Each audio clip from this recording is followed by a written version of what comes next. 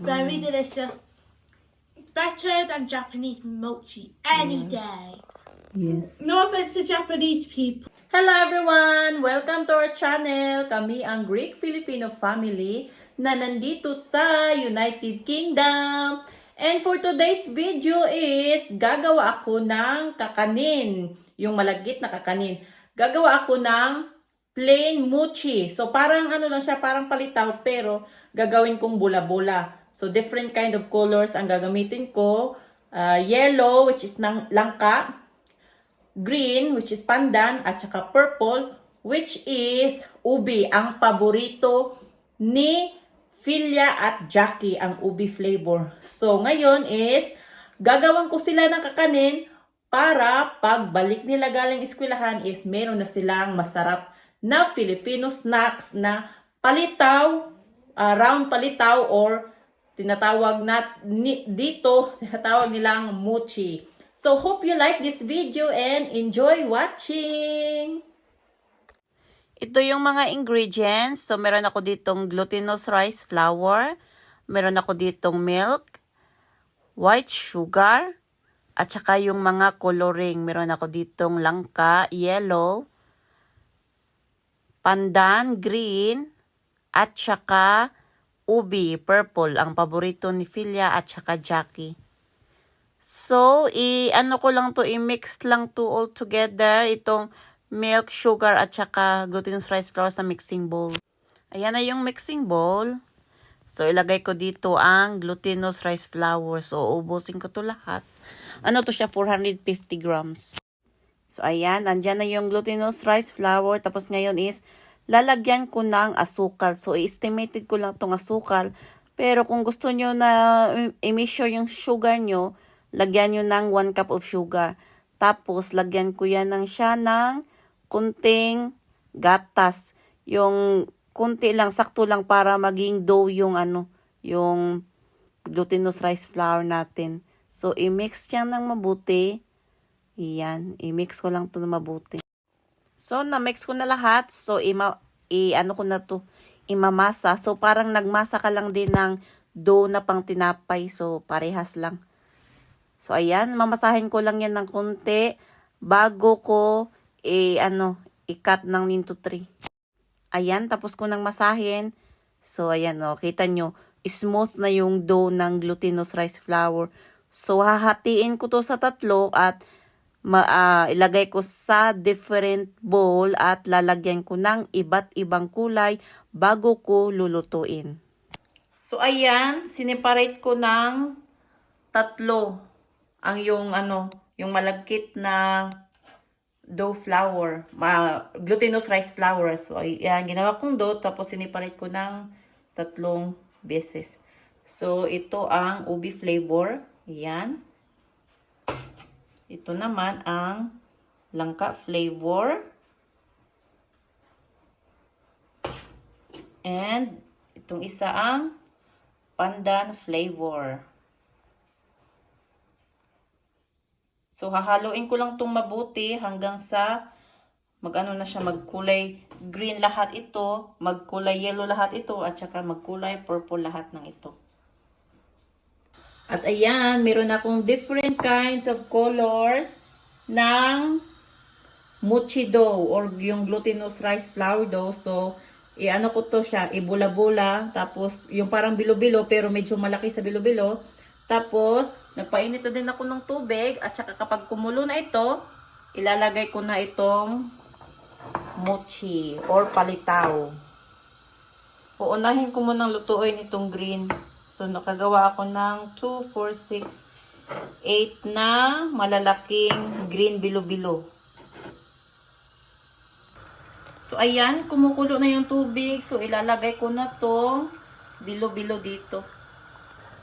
Nasalang ko na lahat yung green na bilo-bilo. So, malalaman natin yan kapag luto na, kapag lumulutang na yung bilo-bilo. So, it means na luto na siya. Pero kapag hindi pa siya lumulutang, hindi pa yan siya luto. So, kapag lumulutang na siya, tawag dito, kung sa Bisaya pa, ihaon. So, ayan, lumulutang na yung iba. So, luto na. Ay, nag-flat siya. Yung bilo-bilo nag-flat. Tapos ilagay dito para ma-drain yung tubig.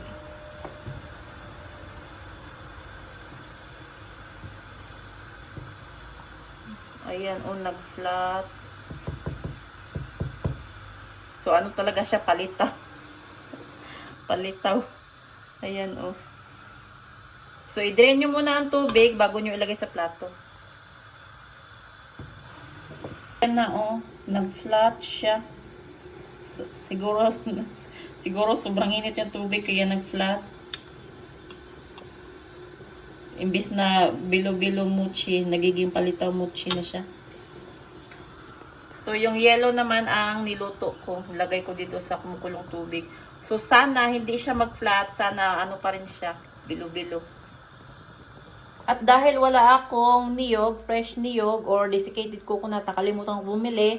So, ito na lang, milk powder ang, i-roll ko to sa milk powder instead of coconut. Ayan, meron ako ditong nido. Ayan, nag-flat din yung yellow.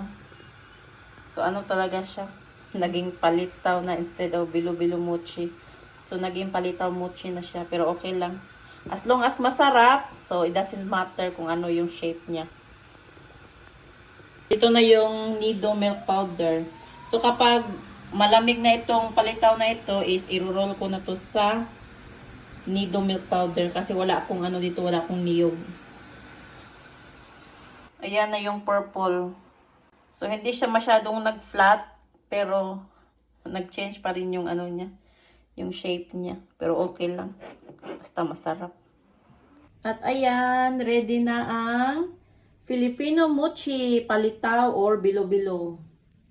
So, ayan na yung purple, yung green, at saka yung yellow. So, ano yan siya? Instead of coated coconut, ang nilagay ko is powdered milk. So, ayan. Filipino mochi coated with powdered milk. Yummy. Pauwi na kami. Galing sa eskwelahan. Ayan si Cassie. Kumuha na siya. Come on, Philia. Jackie! Come on, eat your palitaw.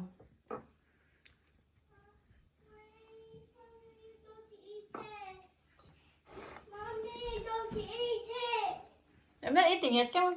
Faster. Cassie is eating it. Let's start. Let's do best for last.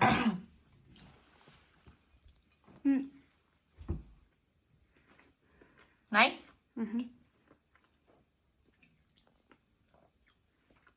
That's the jackfruit flavor lang, the yellow one. Then the green one is the panda. Now you know already.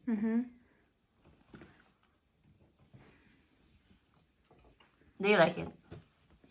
So, ayan, masarap daw, sabi ni Cassie. So, si Philly na lang at saka si Jackie. Hindi pa sila tapos magbihis.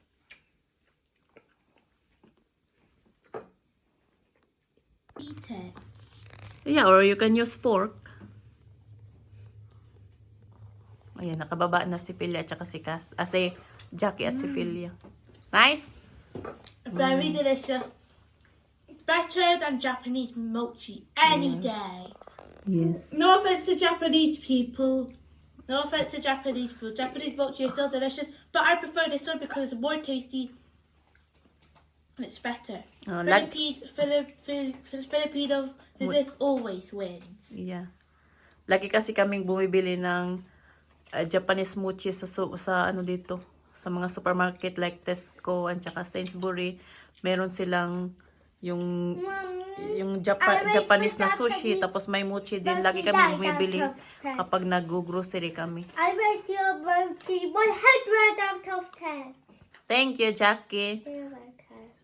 So, kaya nakukumpare nila yung lasa ng What's this Filipino called? mochi at saka Japanese mochi. Filipino mochi. Is palitaw or bilo-bilo. Is Filipino mochi. Palitaw or bilo-bilo. A bilo-bilo. That's what I'm doing. I'm doing best for last. Okay. This one's very delicious. So, favorite ni Cassie, favorite flavor niya is pandan. Ang favorite naman ni Jackie is ube. At Philia's favorite is Ubi. Same as me. Same as you, yes. Nobody likes jackfruit flavor. Mummy, what's your favorite flavor? Ubi as well. Why is Ubi so popular? Because it's taste and it's yummy. So, ayan. Sarap na sarap sila sa palitaw. Sa Filipino mochi. Mommy, can I Do you like play it? with a monkey? It's okay. Dipping it in with milk powder. She put lots of milk powder on it. Do you like it, Jackie? Yeah.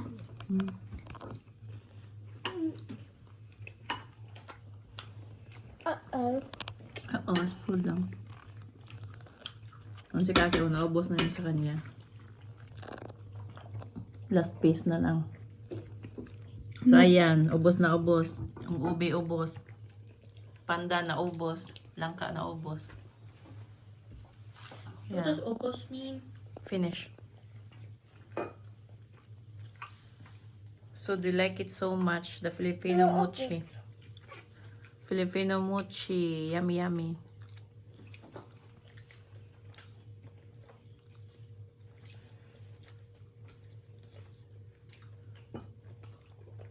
Thank you for watching our video.